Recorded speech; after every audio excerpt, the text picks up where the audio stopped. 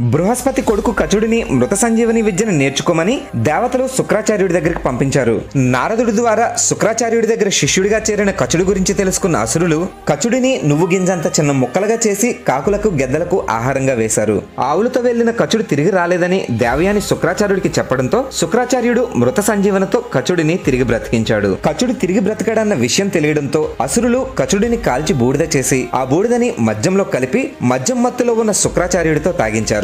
మద్యం మత్తు వదిలిన శుక్రాచార్యుడికి కచుడు కనిపించడం లేదని దేవయాని చెప్పడంతో కచుడు ఎక్కడ ఉన్నా తక్షణమే తిరిగి వస్తాడని మృత సంజీవని మంత్రాన్ని అభిమంత్రించడంతో శుక్రాచార్యుడి పొట్టలో నుండి కచుడి స్వరం వినిపించింది. శుక్రాచార్యుడు కచుడికి మృత సంజీవని విద్యను నేర్పించి బ్రతికించడంతో శుక్రాచార్యుడి పొట్ట నుండి బయటకు వచ్చిన కచుడు తాను నేర్చుకున్న మృత సంజీవని విద్యతో శుక్రాచార్యుడిని తిరిగి బ్రతికించాడు. బ్రాహ్మణులు మద్యం సేవిస్తే బ్రహ్మతత్వం కోల్పోతారని వారు నిర్వహించే దైవ కార్యాలకు ఎలాంటి ఫలితం ఉండదని శుక్రాచార్యుడు శాసనం చేశాడు.